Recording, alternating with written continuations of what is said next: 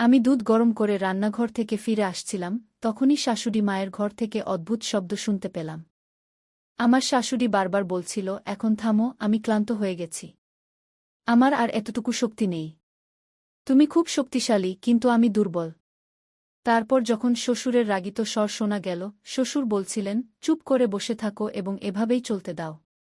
এসব শুনে আমি ভয় পেয়ে গেলাম এবং আমার ঘরে চলে এলাম। যখন আমি ঘুমোতে গেলাম তখন ভাবতে লাগলাম, আমার শ্বশুর এত শক্তিশালী কিভাবে? আমারও তো এমন একজন স্বামী চাইছিল। হ্যালো বন্ধুরা, আমার বিয়ে খুব তাড়াহুড়োতে হয়েছিল। একটি ভালো ঘরবাড়ি হওয়ার কারণে আমার বাবা মা বিয়ে থেকে অস্বীকার করেননি এবং আমার দ্রুত বিয়ে দিয়েছিলেন। আমি শ্বশুরবাড়িতে এসে 1 সপ্তাহ হয়ে গিয়েছিল এবং আমি আমার স্বামীর দৈনন্দিন রুটিন ভালোভাবে জানতাম। সে প্রতিরাতেই দুধ পান করতে পছন্দ করত, কিন্তু আমি ভুলে যেতাম। আমি প্রতিবার ছোট ছোট জিনিস ভুলে যেতাম এবং কিছু জিনিসকে বেশি গুরুত্ব দিতাম এবং সেই সব নিয়ে ভাবতে থাকতাম। 3 দিন ধরে আমার স্বামী আমাকে রাতে দুধ আনতে মনে করিয়ে দিচ্ছিল। আমার দুধ পান করার অভ্যাস আছে, কিন্তু আমি আবার ভুলে গেলাম। একদিন আমার স্বামী রাগ করে আমার কাছে এল এবং রাগ করে আমাকে বলল, আমাকে কি প্রতিরাতেই তোমাকে বারবার বলতে হবে? আমি দ্রুত উঠে রান্নাঘরে চলে গেলাম। আমার শাশুড়ি আমার ঘরে ছিল। যখন আমি দুধ গরম করে ফিরে আসছিলাম তখন শাশুড়ি শ্বশুরের ঘর থেকে অদ্ভুত শব্দ আসছিল। শাশুড়ি বারবার বলছিলেন, এখন থামো, আমি ক্লান্ত হয়ে গেছি। আমার আর শক্তি নেই। তুমি খুব শক্তিশালী, কিন্তু আমি দুর্বল। তারপর শ্বশুরের রাগত স্বর শোনা গেল, তুমি কি একটু থামতে পারো না? এসব শুনে আমি হতভম্ব হয়ে গেলাম এবং আমার ঘরে চলে এলাম। যখন আমি ঘুমোতে গেলাম তখন ভাবতে লাগলাম, আমার শ্বশুর এত শক্তিশালী কিভাবে? আমারও তো এমন একজন স্বামী চাইছিল, কিন্তু আমার স্বামী খুব তাড়াতাড়ি ক্লান্ত হয়ে যেত। এই ভাবতে ভাবতে আমি ঘুমিয়ে পড়লাম। সকালে যখন আমি উঠলাম তখন আমার শাশুড়ি রোজের মতো ঘরের কাজ করছিলেন। তার আচরণ একদম স্বাভাবিক ছিল। এমন মনে হচ্ছিল না যে তিনি রাতে এই সব করছিলেন। আমার শ্বশুর একদিন তাড়াতাড়ি কাজ থেকে বাড়ি এলেন এবং সঙ্গে সঙ্গে শাশুড়িকে ঘরে ডেকে নিয়ে গেলেন। আমি খাবার বানালাম এবং আমার শাশুড়িকে ডাকতে তার ঘরের কাছে গেলাম। দরজায় পৌঁছে তাদের আওয়াজ শুনে আমি হতবাক হয়ে গেলাম। রাতের খেলা আবার শুরু হয়ে গিয়েছিল। শাশুড়ি বলছিলেন, থামো, আমি ক্লান্ত হয়ে গেছি। এসব শুনে আমি ভয় পেয়ে গেলাম এবং রান্নাঘরে ফিরে এলাম। যখন আমি রান্নাঘরে এলাম তখন ভাবছিলাম, আমার শ্বশুর কি খান যে এত শক্তিশালী হয়ে যান? আধ ঘন্টা পরে আমি আবার তাদের ঘরে গেলাম এবং আবার সেই একই আওয়াজ শুনতে পেলাম। এখন আমি ভাবছিলাম, শ্বশুর এত শক্তিশালী হওয়ার রহস্য কি? এখন আমি জানতে চাইছিলাম, আমার শাশুড়ি তাকে প্রতিদিন কেন মানা করেন? 15 মিনিট পরে শাশুড়ি ঘর থেকে বেরিয়ে এলেন। যখন তিনি বেরোলেন তখন তার মুখে কিছুই দেখা যাচ্ছিল না, কিন্তু 2টি হাত কোমরে ছিল এবং তিনি বলছিলেন, এই কোমরের ব্যথা কখন সেরে উঠবে? এ শুনে আমি আমার হাসি চেপে রাখতে পারলাম না। এখন আমি জানতে চাইছিলাম, শাশুড়ি তাকে কি দেন? আমার নজর আমার শাশুড়ির উপর ছিল। আমার স্বামী তাদের থেকে খুব আলাদা ছিলেন। তিনি তাড়াতাড়ি ঘুমিয়ে পড়তেন এবং আমি আমার স্বামীর ভালোবাসার আকাঙ্ক্ষা রাত জাগতাম। তখনই আমার নজর শাশুড়ির ঘরের উপর যেত। তাকে দেখে আমি অবাক হতাম যে তিনি এই বয়সেও কিভাবে মজা করতে পারেন। স্বামী তো ঘুমিয়েছিলেন, কিন্তু আমি ভাবছিলাম, আমার স্বামীও যদি আমার শ্বশুরের মতো হতেন। তাদের দরজার কাছে শাশুড়ির আওয়াজ শোনা যাচ্ছিল, এখন থামো, আমাকে ছেড়ে দাও। এ শুনে আমি খুব অস্বস্তি বোধ করলাম।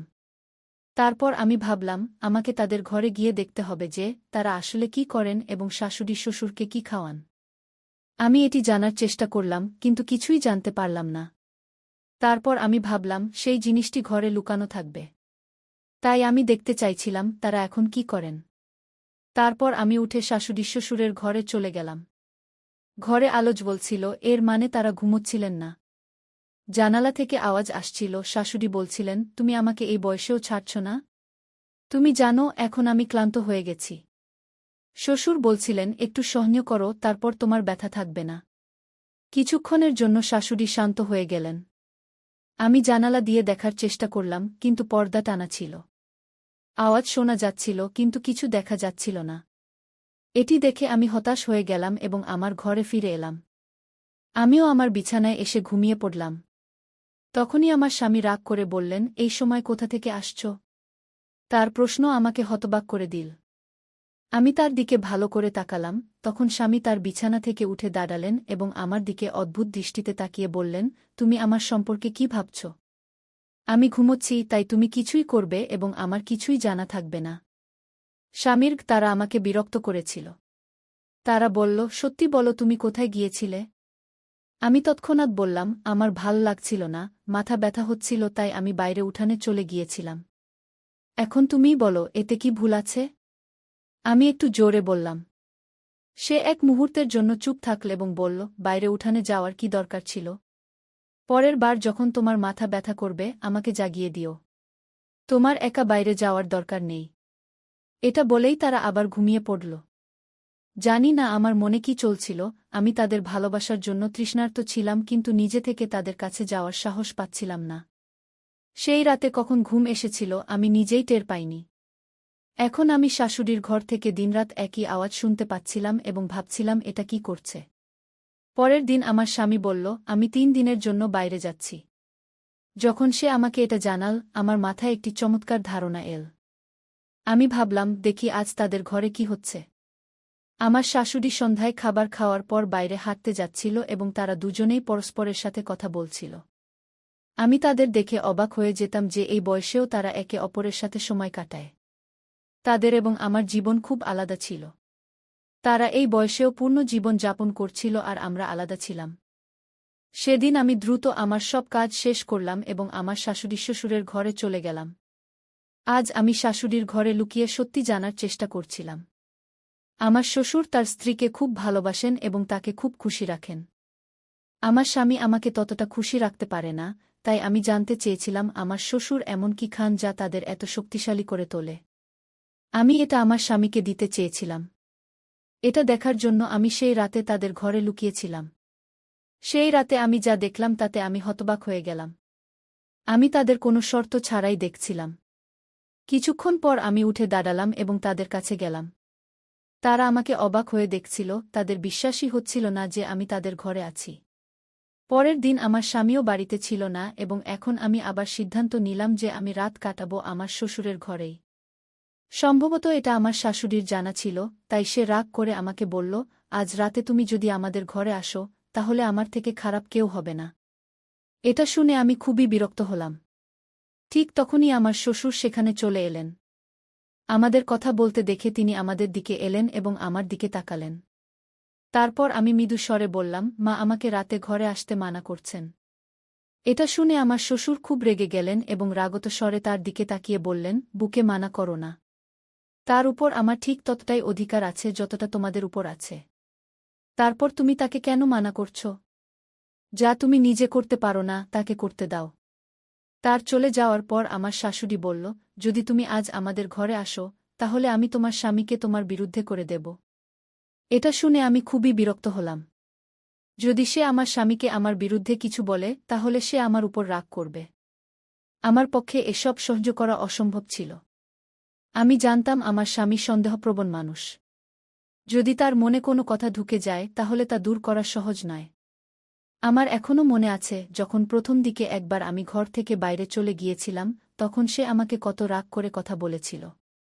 আমি তার চোখে সন্দেহ দেখে ভয় পেয়ে গিয়েছিলাম। যদি আমার শাশুড়ি এমন কিছু বলে তাহলে আমি কি করব? আর আমার স্বামী তার মায়ের কথা শুনবে এবং তার উপরই বিশ্বাস করবে। তারপর আমি সিদ্ধান্ত নিলাম যে আমি আমার শাশুড়ির কথা মানব, তার সাথে মিশে যাব এবং সে রাগ করবে না। সে আমার স্বামীকে আমার বিরুদ্ধে করার চেষ্টা করবে না। আমি রাতের খাবারের পরপরই আমার ঘরে চলে গেলাম এবং ঘুমিয়ে পড়লাম।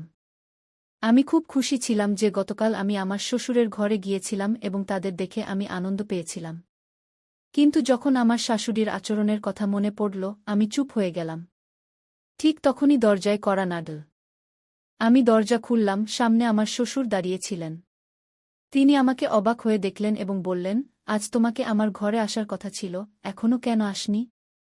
তার কথায় আমি ভাবনায় পড়ে গেলাম এবং বললাম, আজ আমার শরীর ভালো নেই। আমার শ্বশুর কিছুক্ষণ আমাকে শান্তভাবে দেখলেন, তারপর বললেন, আমি জানি তুমি কেন মানা করছ। তুমি সম্ভবত তোমার শাশুড়ির ভয়ে এসব বলছ। চিন্তা করো না, আমি তাকে বুঝিয়ে দিয়েছি। এখন আমি তোমার জন্য অপেক্ষা করছি। যখন আমি তার ঘরে গেলাম, আমি খুব খুশি হলাম এবং তারা আবার সেই একই কাজ করছিল। আমার শাশুড়ি গতকালের আগেই ক্লান্ত হয়ে পড়েছিল। কিছুক্ষণ পর তার শ্বাস ছোট হয়ে এল এবং বলল, আজ আমার শরীর ভালো নেই, আমি আজ এসব করতে পারব না। ঠিক সেই মুহূর্তে শ্বশুর বললেন, তোমার কি সমস্যা হচ্ছে? দিনের পর দিন তুমি আমাকে খুব কম সময় দিচ্ছ এবং দ্রুত ক্লান্ত হয়ে পড়ছ। এখনই এখানে এসো। এখন যদি তুমি চুপ করে না বসো, তাহলে আমার চেয়ে খারাপ কেউ হবে না। তারপর আমার শাশুড়িও আমাদের সাথে চলে এল। আমরা বেশ কিছুক্ষণ ধরে এটাই করতে থাকলাম। কিছুক্ষণ পর আমার শাশুড়ি একপাশে সরে গেল এবং বলল, এখন আমার কাজ শেষ। আমার আর সাহস নেই। তারপর আমরা দুজনেই এটাই করতে থাকলাম এবং বেশ কিছুক্ষণ পর যখন আমি ক্লান্ত হয়ে পড়লাম, তখন আমার শ্বশুর নিজেই আমাকে বললেন, তুমি খুব ক্লান্ত হয়ে গেছ। এখন আমরা এই কাজ বন্ধ করি এবং কাল ছুটি নিই। এটা শুনে আমার খুব দুঃখ হল যে তারা কাল রাতে কাজ করতে পারবে না। এই ভাবছিলাম যে দরজায় কড়া নাড়ল। দরজা খুললে আমার শ্বশুর বাইরে দাঁড়িয়েছিলেন। তিনি আমাকে অদ্ভুত দৃষ্টিতে দেখলেন এবং বললেন, আজ তুমি খুব সুন্দর দেখাচ্ছ। আমি তার প্রশংসায় লজ্জা পেলাম। তিনি বললেন, চলো আজও কাজ করি। ঘরে এসো, আমি তোমার জন্য অপেক্ষা করছি। আমি তার ঘরে চলে গেলাম এবং তারপর আমরা তিনজনই সেই কাজ করতে লাগলাম যা গত 2 দিন ধরে করছিলাম। এখন আমার মন বলছিল যে আমাকে এই কাজ প্রতিদিন করা উচিত। পরের দিন আমার স্বামীও বাড়ি ফিরে এলেন। স্বামী আসার পরই তিনি আমাকে তার অস্থিরতাপূর্ণ প্রেমের গল্প শোনাতে লাগলেন। আমার ছাড়া তিনি কতটা অস্বস্তিতে ছিলেন এবং আমি সেখানে কত কিছু মিস করছিলাম। আমিও তার কথায় খুব খুশি হলাম যে শেষ পর্যন্ত সে আমার অনুভূতি বুঝতে পেরেছে এবং আমার অভাব অনুভব করেছে। তারপর আমি আমার মাথা তার বাহুতে রাখলাম এবং আরামে ঘুমিয়ে পড়লাম। এখন আমি প্রতিদিন স্বামীর ঘুমানোর পর শ্বশুরের ঘরে যেতাম। তারপর আমরা মধ্যরাত পর্যন্ত এটাই করতাম। এক রাতে যখন আমি শাশুড়ি শ্বশুরের ঘর থেকে ফিরে আমার ঘরে এলাম, তখন আমার স্বামী খুব রেগেছিলেন। আমার স্বামী আমাকে বললেন, আমি তোমাকে বলেছিলাম যে রাতে ঘর থেকে বেরিজো না, কিন্তু তুমি আমার কথা মানোনি। এখন সত্যি সত্যি বলো তুমি কোথায় গিয়েছিলে? আমি তার পাশে বসলাম এবং বললাম, আমি তোমার মায়ের ঘরে গিয়েছিলাম। এটা শুনে তিনি আশ্চর্য হয়ে গেলেন। তুমি এতক্ষণ আমার মায়ের ঘরে কি করছিলে? তিনি আমাকে সন্দেহের দৃষ্টিতে দেখলেন। আমি বললাম, আমার তার সাথে কাজ ছিল, তাই গিয়েছিলাম। এরপর তিনি চুপ রইলেন এবং কিছু বললেন না। এখন দ্বিতীয় বা তৃতীয় দিন যখন আমি আমার শাশুড়ির ঘরে সুখ নিতে যাচ্ছিলাম, এবারও তারা ঘুমাননি, তখন আমার স্বামী আমাকে জিজ্ঞাসা করতে লাগলেন যে তুমি মায়ের কাছে কি কাজ করতে যাও? আমি কিছু না বলেই যেতে লাগলাম, কিন্তু আমার স্বামী আমাকে টেনে বিছানায় ঠেলে দিলেন এবং রেগে বলতে লাগলেন। আমি তাকে এত রেগে দেখে ভয় পেলাম এবং তাকে বলতে যাচ্ছিলাম যে দরজায় কড়া নাড়ল। আমার স্বামী গিয়ে দরজা খুললেন। সামনে আমার শ্বশুর ছিলেন। তার আমার স্বামীর সাথে কিছু কাজ ছিল, তাই তিনি তার ছেলের সাথে চলে গেলেন। আমি একটা গভীর শ্বাস নিলাম এবং শান্ত হলাম। তারপর কিছুদিন পর এক রাতে যখন আমি শাশুড়ি শ্বশুরের ঘরে গেলাম, তখন সম্ভবত আমার স্বামী ঘুমাননি এবং তিনি আমাকে খুঁজতে খুঁজতে সেই ঘরে চলে এলেন। সামনে আমাদের এমন করতে দেখে তিনি হতবাক হয়ে গেলেন। যখন তিনি আমাদের এক পায়ে দাঁড়িয়ে পূজা করতে দেখলেন, তখন তার মুখ থেকে তীব্র আওয়াজ বের হল, কি হচ্ছে? তখন আমার শাশুড়ি তার অন্য পা মাটিতে রাখল এবং সোফায় বসে বলল, তোমার বাবা কতদিন ধরে এই পূজা করছেন?